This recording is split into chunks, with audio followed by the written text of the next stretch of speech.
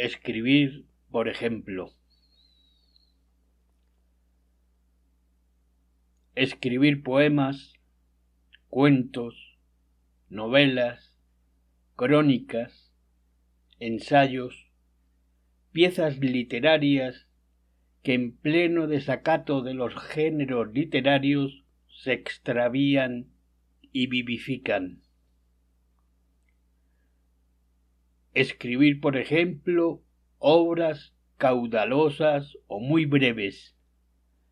Escribir desde la autobiografía desbordada o desde las revelaciones que desdeñan la confesión y le entregan a la escritura la pena de perderse o la dicha de hallarse, o al revés. Escribir desde la ironía, la jactancia, el ánimo clásico. Escribir a partir de los temas nacionales o de las experiencias comunes a todos. Escribir desde la pasión por la técnica o, no sin preocupaciones, desde el arrebato de la inspiración. Escribir, por ejemplo. De entre el número muy significativo de creadores mexicanos, elijo ahora a 10, sin olvidar mi gratitud de lector hacia otros varios, muy especialmente poetas. 2 de los textos son crónicas, las dedicadas a José Revueltas y Jaime Sabines. Los demás, Ramón López Velarde, Alfonso Reyes, Julio Torri, Agustín Yáñez, Juan Rulfo, Augusto Monterroso, Rosario Castellanos y Carlos Fuentes, son ensayos.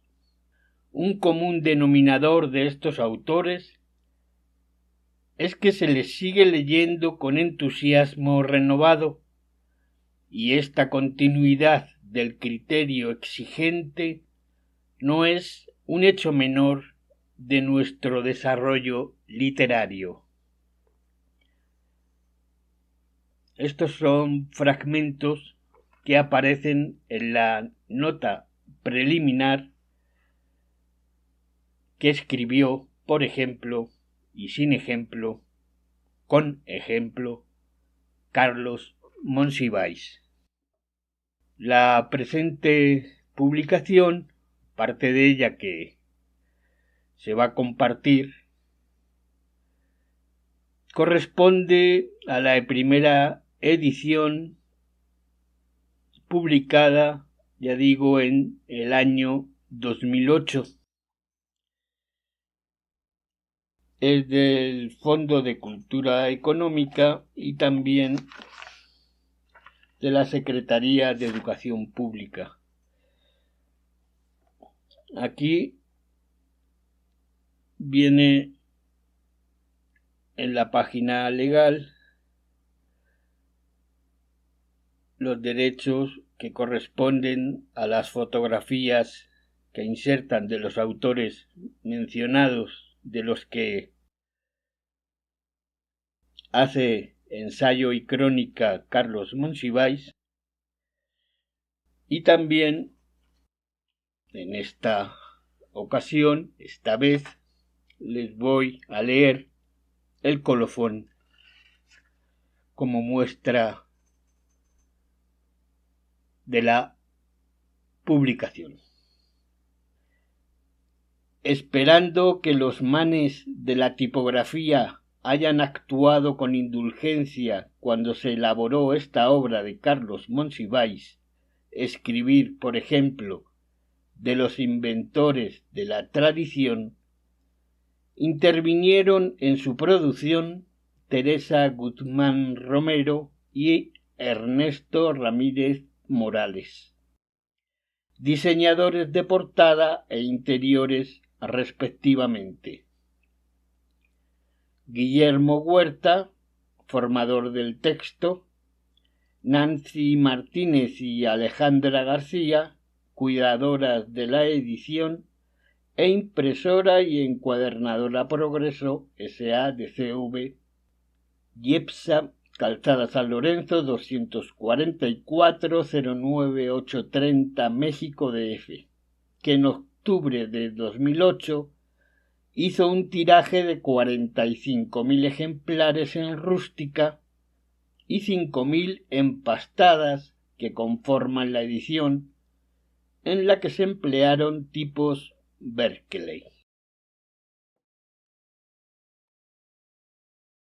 De esta publicación leeré, por obvios motivos, un ensayo y una crónica, dejando abierto, por supuesto,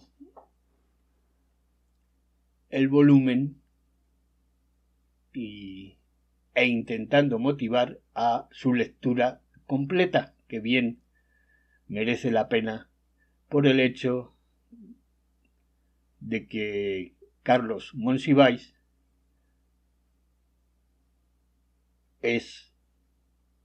sigue siendo un gran escritor. El primer ensayo, la primera lectura, corresponde a Rosario Castellanos, El aprendizaje y la utilidad del llanto. Página 287 de Los inventores de la tradición, escribir, por ejemplo.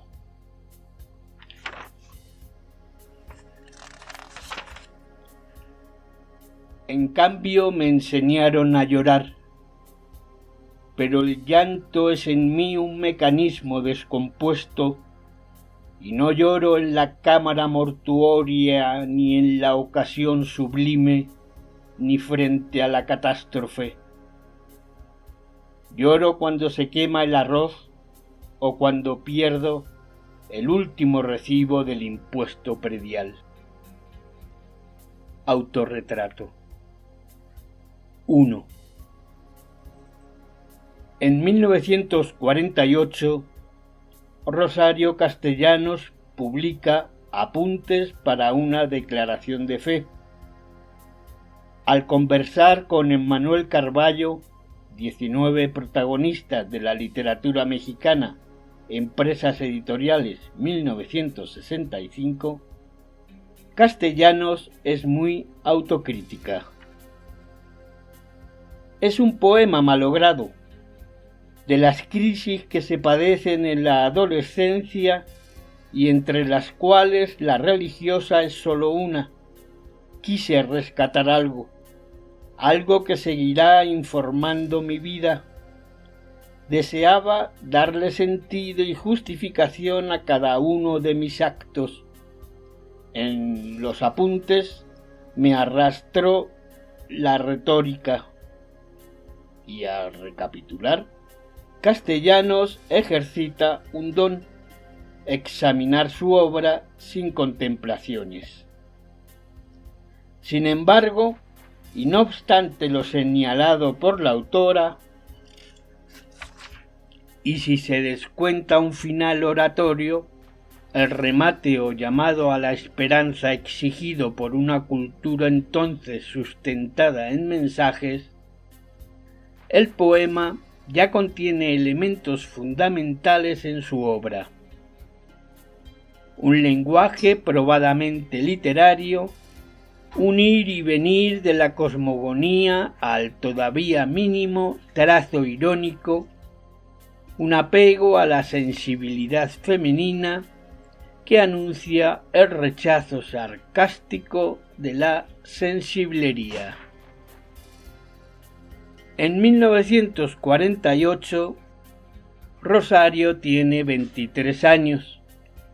La experiencia de una niñez chiapaneca, estudios filosóficos y literarios, lecturas exhaustivas de la Biblia, Paul Claudel y Gabriela Mistral, y revisiones de la tradición nacional disponible, donde destaca el grupo de los contemporáneos en especial José Gorostiza y Muerte sin fin. Castellanos proviene de un ámbito que entremezcla las vidas de los santos y las instrucciones a las mujeres sobre su sitio en el mundo, y ha vivido en un medio social que, sin admitirlo llanamente y sin negarlo de modo rotundo, asume su racismo para subrayar su confianza en la diferencia. Los ladinos, tan superiores a los indígenas. De todo ello, y a contrario sensu, se nutre la poesía que insólitamente combina la angustia con el sarcasmo, la piedad con la sonora falta de devoción. Qué implacable fue Dios, ojo que atisba a través de una hoja de parra ineficaz. Cómo bajó el arcángel relumbrando con una decidida espada de latón. Rosario Castellanos nace el 23 de mayo de 1925 en la Ciudad de México. Crece en Comitán, Chiapas y en Tuxtla Gutiérrez. En 1941 se traslada al Distrito Federal y estudia la preparatoria. En 1944 ingresa a la Facultad de Filosofía y Letras de la UNAM, donde obtiene el grado de maestra en filosofía en 1950 con su tesis sobre cultura femenina, anticipo de un largo ensayo de 1959, Declaración de Fe, Alfaguara, 1997. Un texto clave de su autobiografía de ideas. En su reflexión sobre las mujeres, la presencia predominante es El segundo sexo de Simone de Beauvoir, 1949, que modifica los puntos de vista de Castellanos y la lleva a una serie de desistimientos literarios. Desiste de la entrega sin recompensas, desiste de identificar a la solemnidad con el rigor, desiste de los personajes que quieren neutralizar con su autodestrucción el rechazo que padecen. Tras la lectura de El segundo sexo, Castellano se siente más libre, más dueña de sus recursos estilísticos, y localiza en la crítica el arma de la emancipación. Y su análisis, en primer término, se endereza injusta y confusamente contra las activistas de la causa a la que se va incorporando. En México hemos tenido muy escasas feministas. Estoy hablando de la feminista clásica, fea, mal vestida y feroz, la que copia las actitudes exteriores del hombre para igualarse con él, a quien no puede dejar de proclamar, a pesar de todo su rencor, el ideal supremo. El estilo de la mujer emancipada en México es otro, más disimulado, más hipócrita. Empieza por reconocer la superioridad varonil y la razón por la que todas las actividades importantes de la vida, excepto la procreación, han sido reservadas para el hombre. Parece encontrar un gusto profundo, un placer masoquista en entregarse, inerme, a los caprichos, a las arbitrariedades y a las injusticias de ese ente maravilloso cuya existencia no ha dejado de ser todavía un milagro.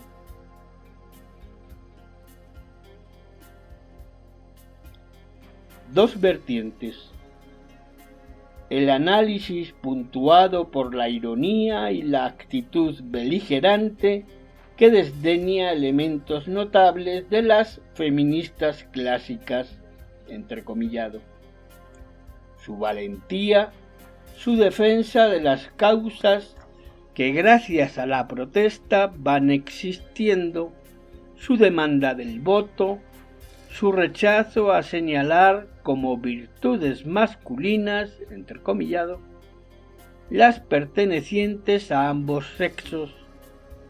Con todo, de modo precursor, Castellanos censura la falta de combatividad y de solidaridad de las mujeres para con su género.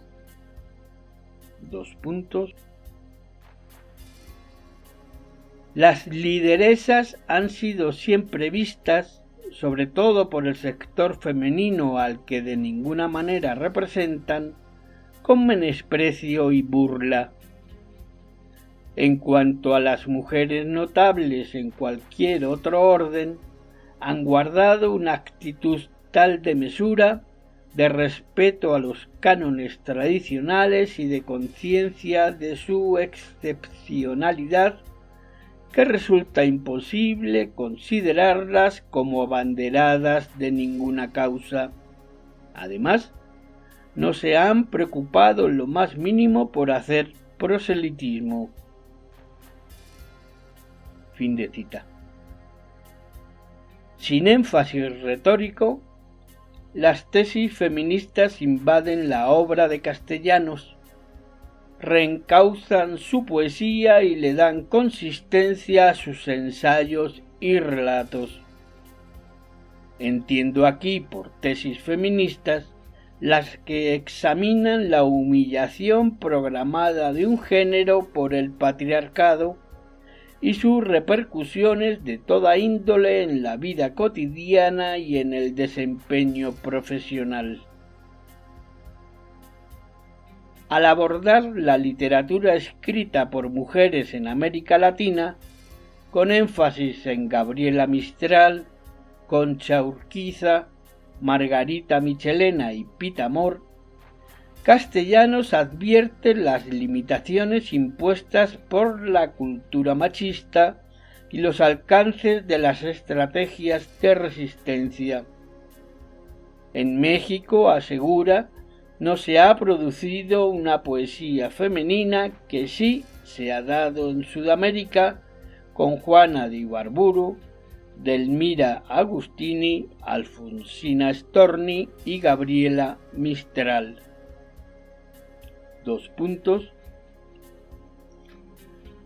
Recordamos que aquí la protesta femenina no ha sido nunca descarada y franca. La actitud natural es la de aceptar, sin discusión de ninguna índole, la situación de inferioridad, la de compartir y defender acaloradamente todas las ideas, todos los prejuicios, todas las costumbres que hacen posible esa situación. Y luego, como dando disculpas, escribir o dedicarse al trabajo social o hacer algo que no es lo que ancestralmente se considera como lo que debe o está permitido que haga una mujer. No esperemos, pues, encontrar proclamas rebeldes, feministas emancipadas con deseos de hacer prosélitos. Al contrario, mujeres que, como saben un poquito más que las demás, las aconsejan que nunca y por ningún motivo intenten salirse de la regla, y que si alguna vez lo hacen, escribiendo por ejemplo, empleen para ello la receta del jarabe más inocuo. Fin de cita. Así Castellanos no toma en cuenta las proclamas rebeldes que sí existen en México desde finales del siglo XIX, la necesidad de ser distinta repercute de manera profunda en su literatura incluso en su vertiente indigenista, entrecomillado. Sin el fermento del feminismo, esta obra habría sido muy distinta.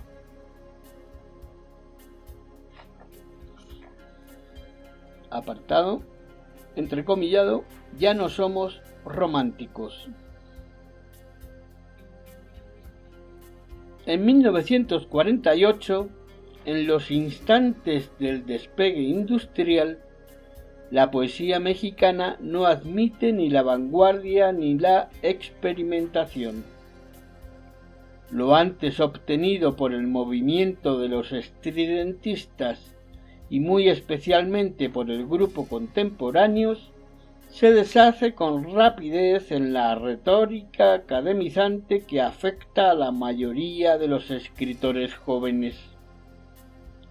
Castellanos, que dista de ser vanguardista, se atiene a una poesía ortodoxa de vocablos culminantes: muerte, vigilia, polvo, raíz, niebla, patria, memoria, amor, de reflexión sobre el acto poético y de sensaciones prestigiosas: soledad, angustia, inmersión en el mundo.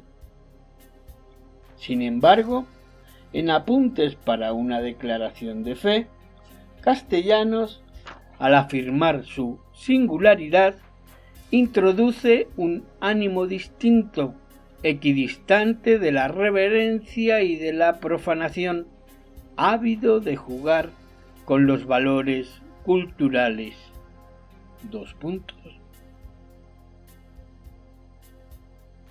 A nadie se le ocurre morir tuberculoso, ni escalar los balcones, ni suspirar en vano. Ya no somos románticos. Es la generación moderna y problemática que toma Coca-Cola y que habla por teléfono y que escribe poemas en el dorso de un cheque. Somos la raza estrangulada por la inteligencia, la insuperable, mundialmente famosa trapecista que ejecuta sin mácula triple salto mortal en el vacío. La inteligencia es una prostituta que se vende por un poco de brillo y que no sabe ya ruborizarse.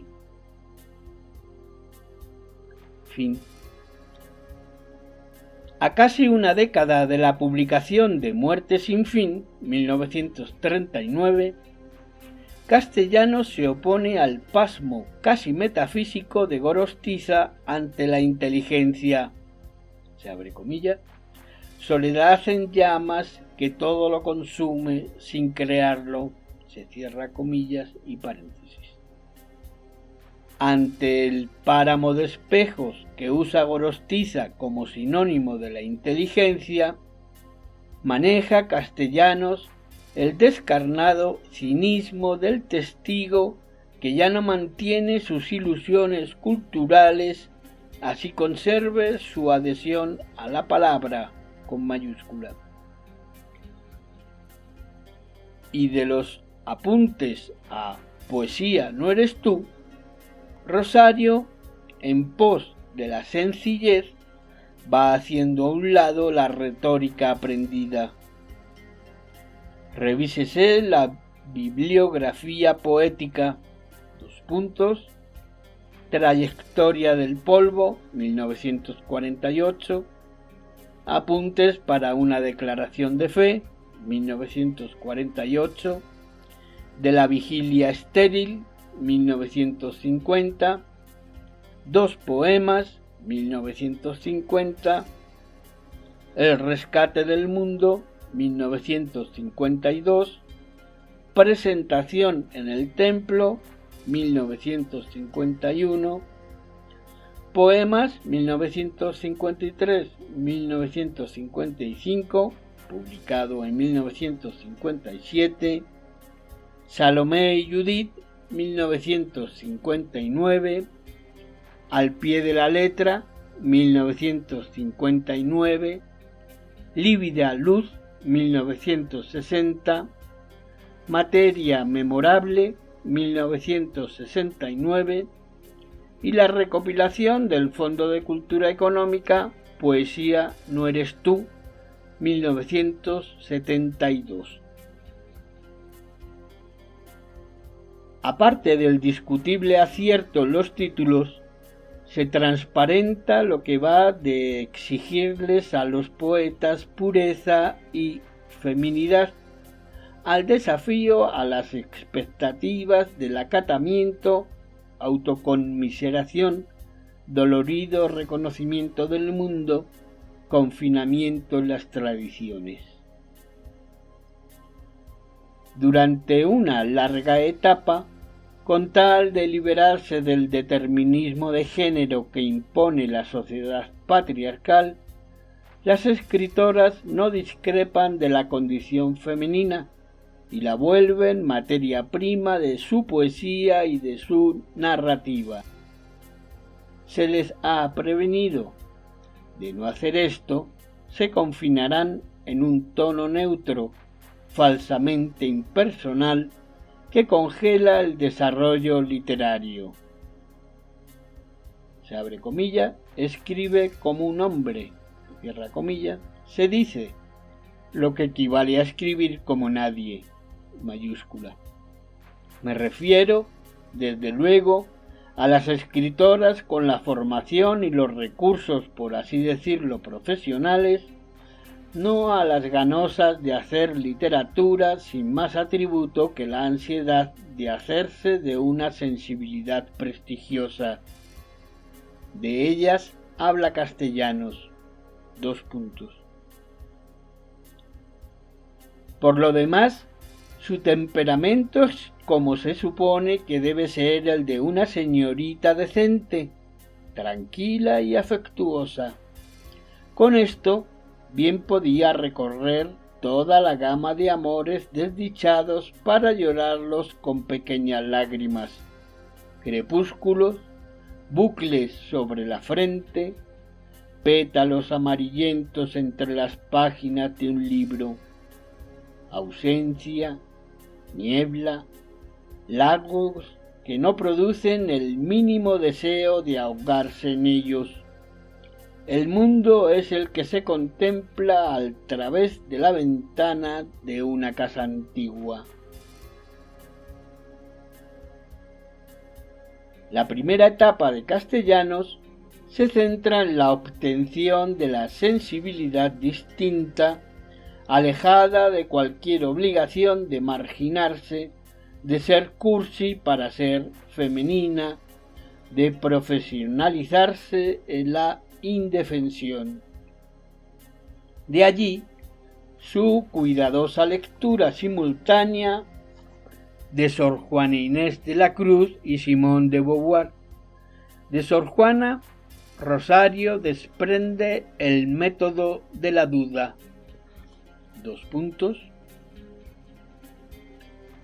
Ella misma, su índole reflexiva, es su talón de Aquiles. Toma su yo como objeto de meditación, lo coloca entre paréntesis para examinar si realmente vale. No se acepta a sí misma de modo instintivo ni pretende imponerse después a los otros. La valoración de la propia persona es tarea ardua cuando se tiene una mirada objetiva y distinta para juzgar y un elevado ideal de perfección para compararse. Resulta entonces que los defectos, las fallas son siempre mayores que los aspectos positivos, y no se les encuentran excusas. Al evocar a Sor Juana, Castellanos alude a sí misma sintéticamente, con el ánimo que se desplegará en poemas, cartas, entrevistas, personajes de su narrativa. La que se salve de la improvisación perpetua, sinónimo en México de la condición femenina, entrecomillado, requiere del escepticismo, que es desconfianza de sí y urgencia de negar intelectual y literariamente el destino impuesto y ser mujer de otro modo, es decir, y sin intermediaciones tiránicas, de poseer un punto de vista, un pensamiento. De allí también la cercanía con las tesis de El segundo sexo y su esperanza en la serie de circunstancias especiales que, en palabras de Simone de Beauvoir, le permiten a las mujeres concebir y realizar algún proyecto concreto. Las reinas y las regentas tienen esa rara felicidad. Su majestad las exalta por encima de su sexo. Se cierra la cita de Simón. Siguiente apartado, entrecomillado. Una mujer camina por un camino estéril.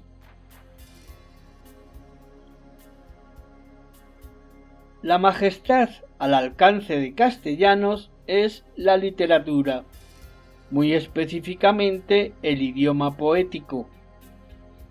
En su proyecto concreto, la sensibilidad es lirismo desbordado y humor cotidiano. Es, al mismo tiempo, el cuidado celoso y la exhibición de la intimidad. Es el sarcasmo moroso en busca de la frase justa. Es la pérdida y el desgarramiento. De Fábula y Laberinto. Pues yo lamí su sombra hasta borrarla, con una abyecta, triste lengua de perro hambriento, y fui insultando al día con mi luto, y arrastré mis sollozos por el suelo.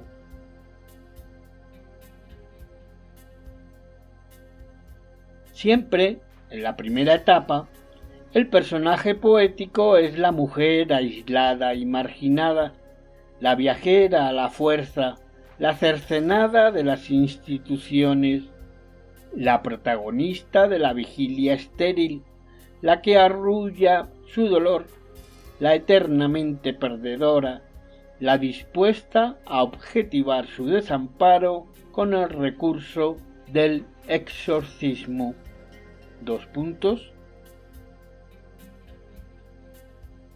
Una mujer camina por un camino estéril, rumbo al más desolado y tremendo crepúsculo.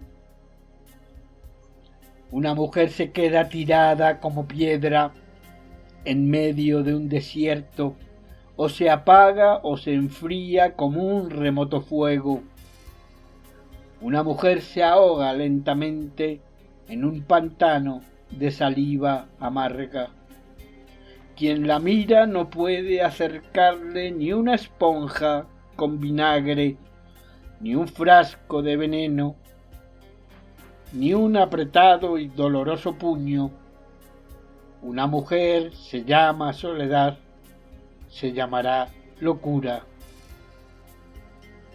De Destino, incluido en el libro Destino. El abandono de sí alcanza su límite en ese poema extraordinario, Lamentación de Dido. La conversión de un personaje de la Eneida en un punto de vista límite. Dido refiere su proceso amoroso con Eneas, se queja, desfallece, recobra el ímpetu. A la condición tan común de la mujer dejada se le dota de un idioma desbordado, donde el acento neoclásico se niega a sí mismo por el impulso que aloja en la mitología a la condición femenina que la autora quiere reencauzar.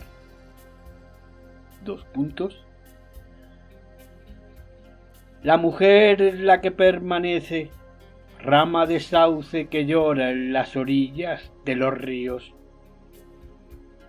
Y yo amé a aquel Eneas, aquel hombre de promesa jurada ante otros dioses. Lo amé con mi ceguera de raíz, con mi soterramiento de raíz, con mi lenta fidelidad de raíz.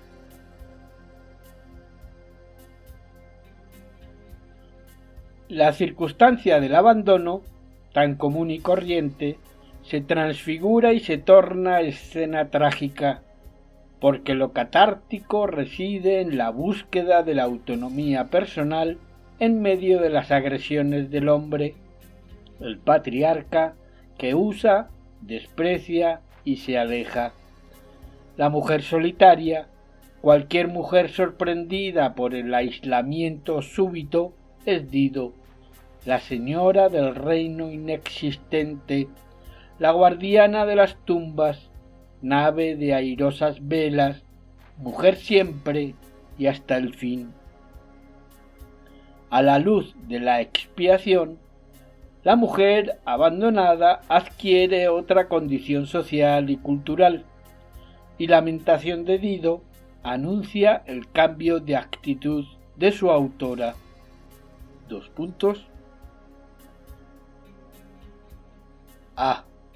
Sería preferible morir, pero yo sé que para mí no hay muerte, porque el dolor, y qué otra cosa soy más que dolor, me ha hecho eterna. Siguiente apartado: la ternura funesta y la invención de la ternura. A Lamentación de Dido, de trasfondo bíblico, grecolatino y claudeliano, le suceden poemas breves, expresiones de la duda entre la poesía claramente reconocible como tal y la personalización más decidida. La destreza expresiva se acrecienta y cuando no cede a la tentación, entonces de moda, dispersar el poder verbal en celebraciones abstractas, en ejercicios de estilo que hacen las veces de introspecciones o de graves reflexiones existenciales, logra Castellanos poemas admirables. Piedra. La piedra no se mueve, en su lugar exacto permanece. Su fealdad está allí, en medio del camino, donde todos tropiecen, y es como el corazón que no se entrega, volumen de la muerte. Solo el que ve se goza con el orden que la piedra sostiene. Solo en el ojo puro del que ve su ser se justifica y resplandece.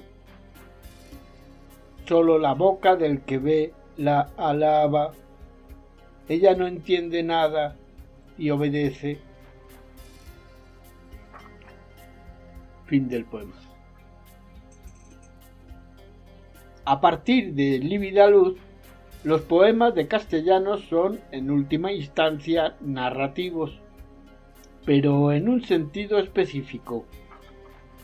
El personaje poético, una mujer, da cuenta del vigor de los orígenes, una leyenda recordada o inventada, o, con más frecuencia, relata su vida singular y colectiva a la vez. La mujer es hechicera, ama de casa, amante en el horizonte del suplicio, condenada a muerte y a vida, virtuosa, inconstante, agónica.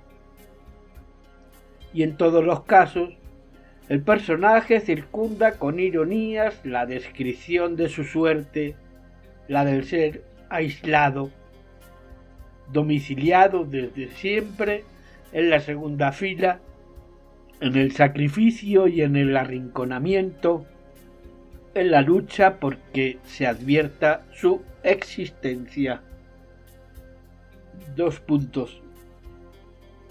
Pregunta al reportero, con la sagacidad que le da la destreza de su oficio: ¿por qué y para qué escribe?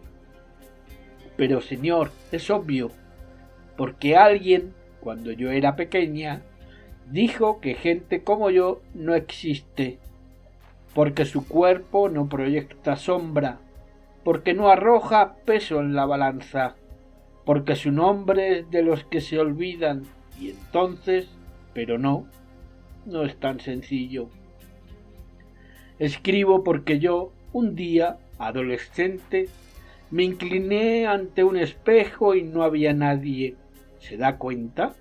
El vacío, y junto a mí los otros chorreaban importancia. Incluido en entrevista de prensa.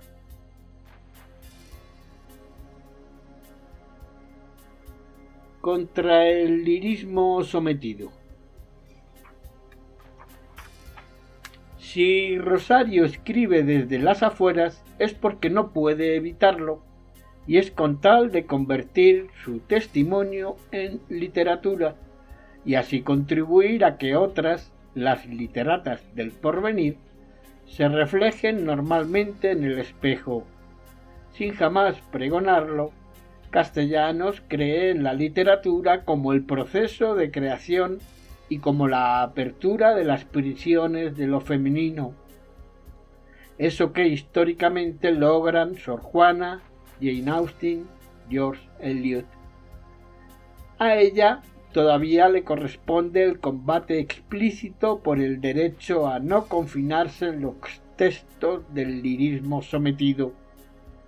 Si en sus propuestas teóricas el feminismo es sobre todo la intuición de la resistencia, su afán de obtener el tono personal corresponde a la voluntad moderna de autonomía y de actitudes libres que reencausa y por varios medios reescribe los temas. En este sentido, su poesía es una progresión, el registro consciente de los significados de ser mujer. Desde dentro se rechazan las imposiciones de la sensibilidad femenina, y si esto en ocasiones parece una batalla ideológica excesiva, es porque no otra cosa le demanda el clima cultural a las escritoras que insisten en ser visibles. Notoriamente, la literatura de Castellanos es autobiográfica, no en el sentido de textos que transcriben hechos y situaciones muy personales, sino en el de la elección del personaje poético y, con frecuencia, del personaje de la narrativa como el depositario de la vida verdadera de la autora. Todo, en esencia, debe trasladarse a la página porque sólo allí cobra un sentido profundo. Se abre comillas. Yet each man kills the thing he loves. La frase de Oscar Wilde en la balada de la cárcel de Reading se ve alterada y extendida por Rosario. Se abre comillas. Matamos lo que amamos, lo demás no ha estado vivo nunca, cierra comillas, con lo que revela el proceso que va de la devastación a las formas posibles de la liberación. Ama profundamente lo débil y lo protegible y lo aniquila sin cesar en sus poemas, rodeándolo de sarcasmo y distancia crítica. Entre nosotros hubo lo que hay entre dos cuando se aman, sangre del himen roto, ¿te das cuenta? Virgen a los 30 años y poetisa, lagarto. Si para Rosario la literatura es, desde la infancia, un modo de salvación, en su turno la condición femenina es la zozobra, la visión de las vencidas, la derrota marcada por el género que acude al desdoblamiento sarcástico. Accidente. Temí no el gran amor. Fui inmunizada a tiempo y para siempre con un beso anacrónico y la entrega ficticia capaz de simular hasta el rechazo, y por el juramento que no es más retórico porque no es más solemne. No temí la pira que me consumiría, sino el cerillo mal prendido y esta ampolla que entorpece la mano con que escribo.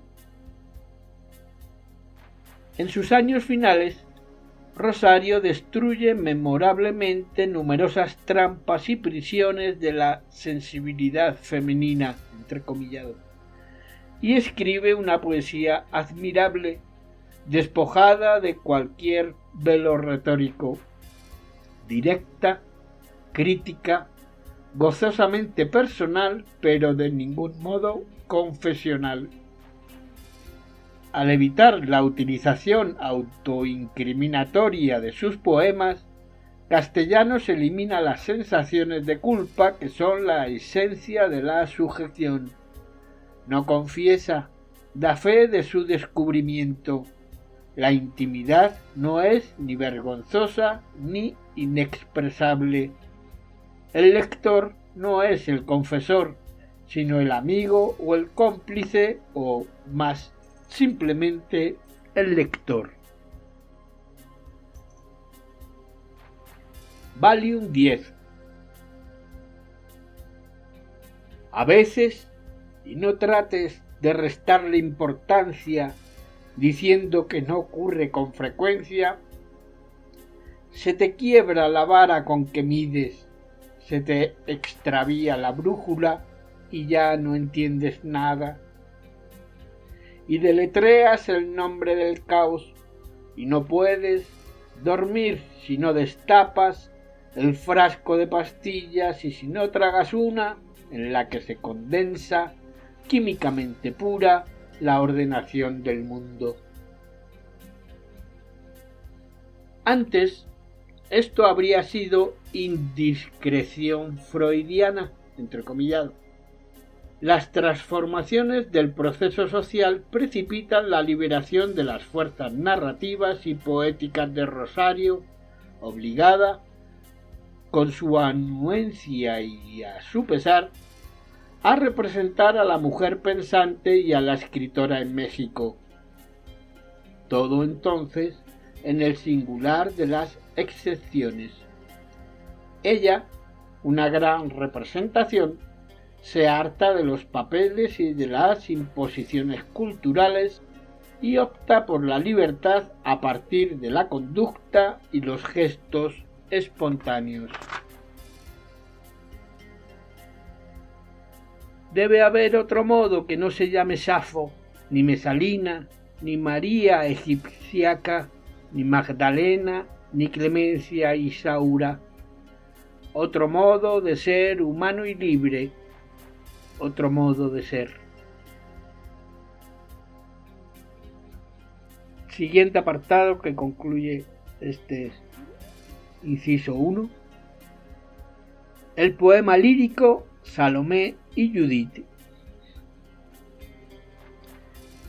En la trayectoria literaria de Castellanos es muy significativa la elección de dos personajes vinculados con la Biblia: Salomé, la hija de Herodías, y Judith, la protagonista de uno de los libros apócrifos.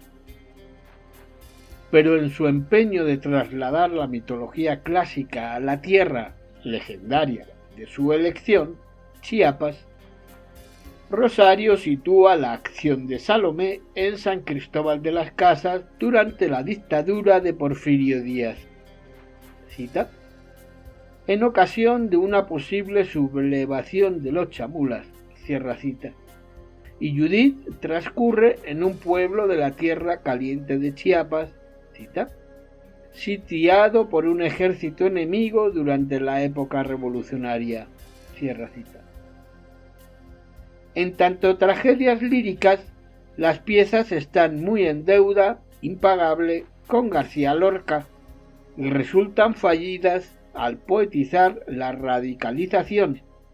Sin embargo, las dos obras importan por la actitud y la resonancia del lenguaje.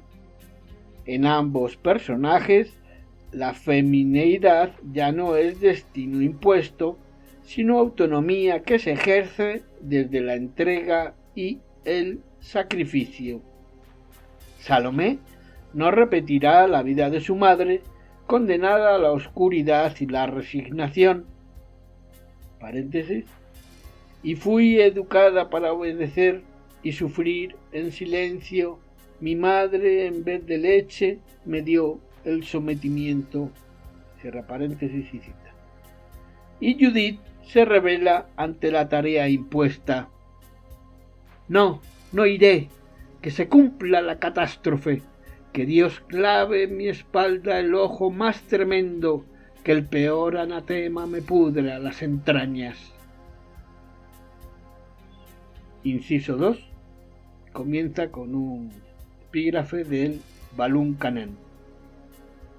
Te vas a volver india. Su amenaza me sobrecoge. En 1950, luego de un viaje por Europa, Rosario radica en Tuxtla Gutiérrez, donde trabaja en el Instituto de Ciencias y Artes. Colabora también en el Centro Indigenista de San Cristóbal. Participa muy activamente en el Teatro Guiñol para indígenas y redacta textos escolares en el Instituto Nacional Indigenista. Su defensa de las causas de las etnias, vigorosa y carente de paternalismo, se vincula a su conciencia de los derechos femeninos. De la experiencia chiapaneca, con celtales, tzotzíles, choles, chamulas y con una sociedad racista cuya expresión más acabada son los coletos de San Cristóbal, da testimonio su narrativa las novelas Balún Canán, 1957, y Oficio de Tinieblas, 1962, y Los Cuentos de Ciudad Real, 1960. A Emmanuel Carballo, en una respuesta seguramente escrita, Castellanos le afirma: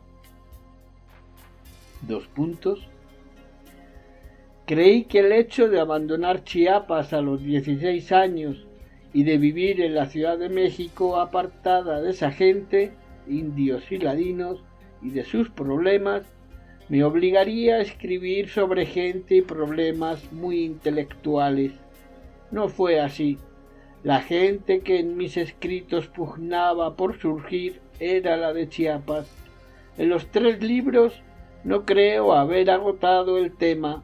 Es una realidad compleja, rica, sugerente y hasta ahora prácticamente intacta. Me interesa conocer en esas tierras los mecanismos de las relaciones humanas. Para entenderlos, cuando trabajé allí para el Instituto Nacional Indigenista, me auxilió la lectura de Simone Weil. Digo Simone Weil porque no conocía a otros autores que me hubieran sido más útiles. Ella ofrece, dentro de la vida social, una serie de constantes que determinan la actitud de los sometidos frente a los sometedores, el trato que los poderosos dan a los débiles y que regresa otra vez a los fuertes. Esta especie de contagio me pareció dolorosa y fascinante en 19 protagonistas de la literatura mexicana. Oficio de Tinieblas relata un fragmento de la épica ignorada y oculta de los levantamientos, de la tragedia como impotencia tecnológica a fin de cuentas, y se desarrolla en 3 tiempos.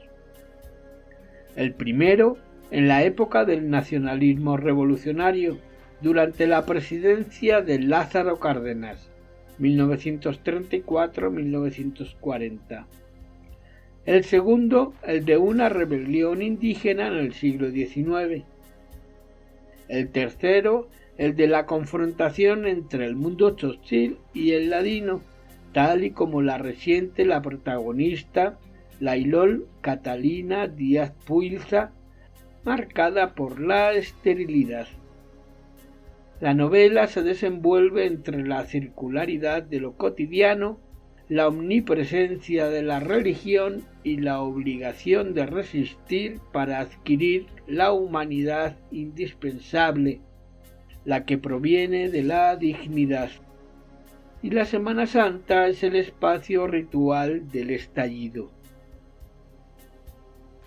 Balún Canán es el recuento autobiográfico de ese crecer de una niña ladina entre indígenas, sujeta a la doble formación en la cultura despreciada y entrañable y en la mestiza, deformada por la falsa superioridad racial que asumen los propios afectados por el racismo.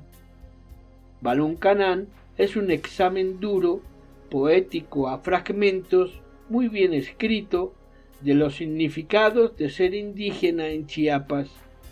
Es, por tanto, un acercamiento a la doble imposibilidad de huir y de quedarse, al fatalismo que da comienzo en la educación.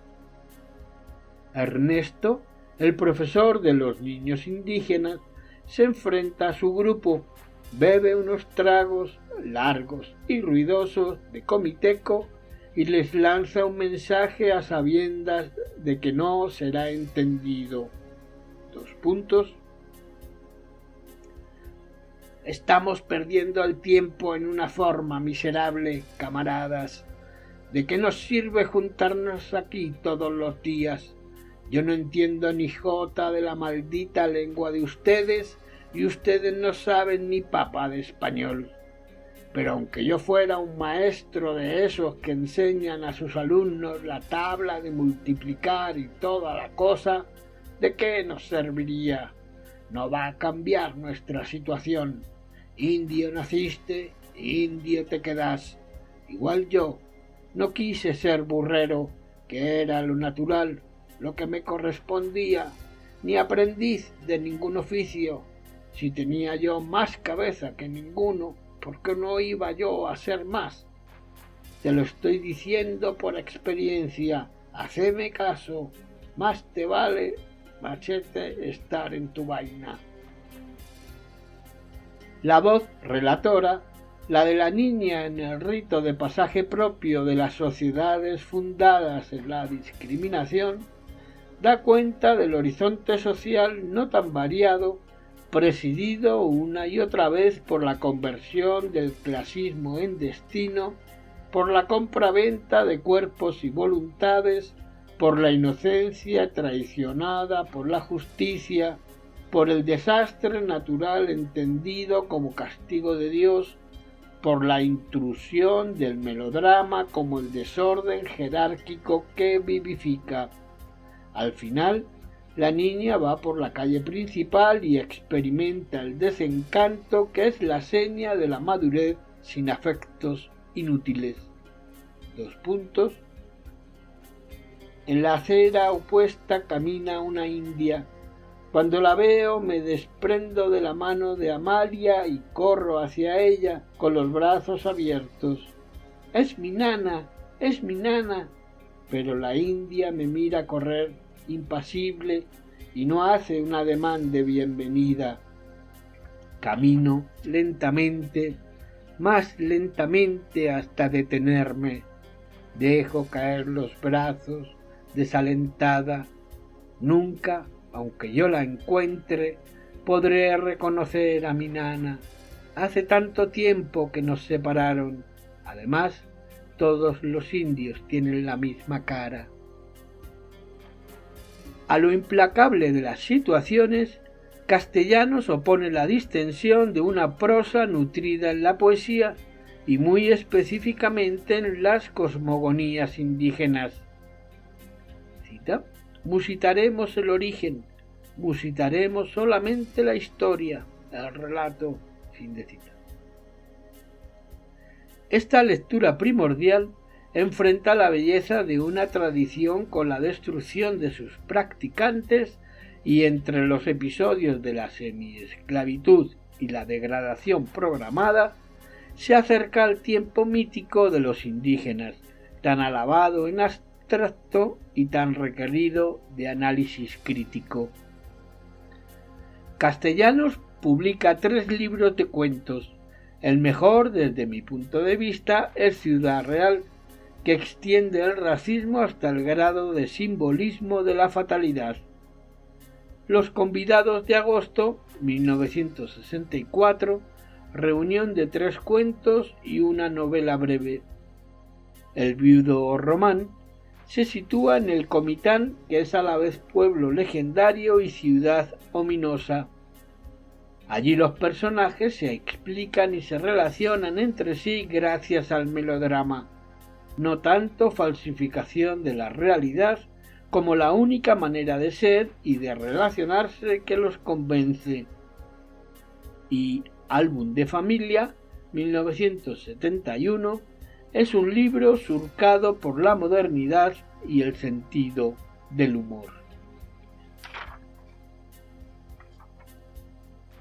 Siguiente apartado de esta segunda parte del ensayo Carlos Monsiváis, escribir, por ejemplo, sobre Rosario Castellano. Se abre comillas: mujer que sabe latín, ni tiene marido, ni tiene buen fin. Se cierra comillas. Otras obras de teatro: Tablero de damas, 1952, continuada de algún modo en Álbum de familia, el relato más largo del libro de ese nombre, y El eterno femenino, 1973. Como articulista, el mejor momento de Rosario Castellanos se da en su etapa de Excelsior, entre 1970 y 1976. En especial en sus cartas desde Israel. Como ensayista, quizá lo más interesante es Mujer que sabe latín, 1973, indagación sobre la imagen femenina tal y como la proyectan escritoras diversas: Isaac Dinesen, Simone Weil, Virginia Woolf, Doris Lessing, Lillian Hellman, Mary McCarthy, Flannery O'Connor, Clarice Lispector y, para no excluir, Agatha Christie y Corinne Tellado. Sin presentarse como feminista, las lecturas de Rosario Castellanos informan de sus prioridades. De 1964 a 1966, Rosario es jefa de información y prensa en la UNAM con el rector Ignacio Chávez. En 1966, un grupo de estudiantes de la Facultad de Derecho, instigados por gente del presidente Díaz Ordaz, promueve un movimiento espurio y el rector se ve obligado a renunciar. En solidaridad con el doctor Chávez, Rosario también renuncia y da clases en México y Estados Unidos. En 1972 el presidente Luis Echeverría la nombra embajadora en Israel, en una promoción de escritores e intelectuales. Carlos Fuentes es embajador en Francia y Víctor Flores Olea en la Unión Soviética. Según numerosos testimonios, el desempeño de la embajadora es notable.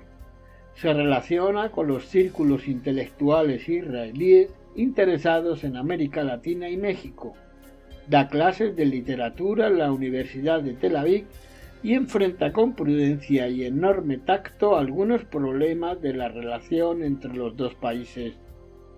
Mantiene un diálogo fructífero con la premier Golda Meir y envía a la Cancillería informes caracterizados por la precisión, la mirada institucional y la ironía. Su formación literaria no le impide desarrollar con eficacia la promoción comercial e industrial de México. Al mismo tiempo, publica semanalmente en Excelsior artículos de vida cotidiana y reflexiones literarias y ve crecer a su hijo Gabriel Guerra. Compenetrada de las realidades de la geopolítica y la política de Medio Oriente, es objetiva en sus descripciones y defiende los intereses de México con gran ecuanimidad. Muere en Tel Aviv el 7 de agosto de 1974 a resultas de un accidente doméstico. Concluye este ensayo con post-scriptum. He revisado muy someramente la obra literaria de Rosario Castellanos. Me ha faltado hablar de la Rosario que conocí, siempre resguardada de la solemnidad, con la risa a modo de distanciamiento y de cercanía de la inteligencia.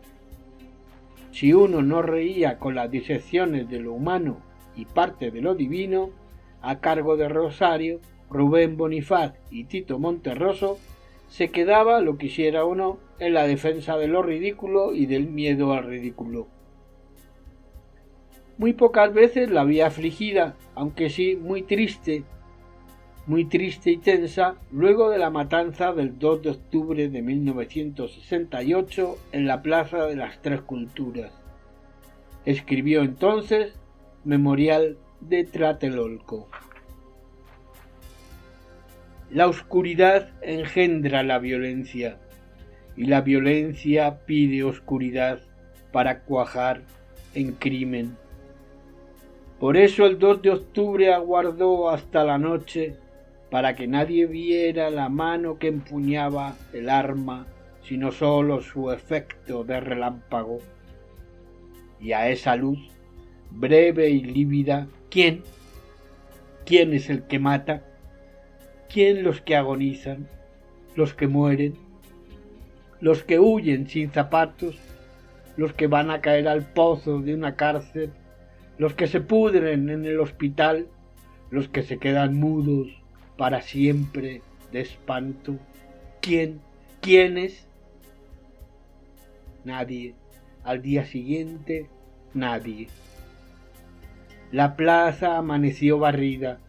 Los periódicos dieron como noticia principal el estado del tiempo.